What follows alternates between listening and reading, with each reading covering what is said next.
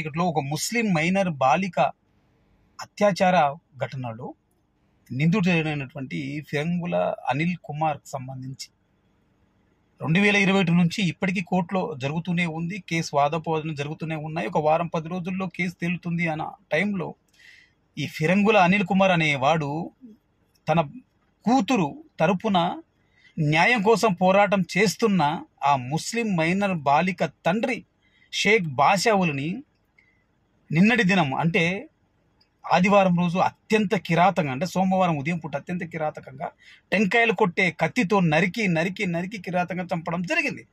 ఇంతవరకు ప్రభుత్వం స్పందన కానీ, ప్రత్యేకించి జనసేన స్పందన. ఎందుకు జనసేన అంటున్నానంటే నిడదవోలు అసెంబ్లీ ఎమ్మెల్యే కందుల దుర్గేష్ గారు ఇప్పుడు మినిస్టర్గా కూడా ఉన్నారు. మరి దీనికి పవన్ కళ్యాణ్ గారు, డిప్యూటీ సీఎం గారు, జనసేన చీఫ్ ఎలాంటి భాషను చెప్తారు? దీన్ని ఏ ఉగ్రవాదంతో పోలుస్తారు? ఎదురు చూస్తూ ఉంది భారతదేశం అంతటా పవన్ కళ్యాణ్ గారు.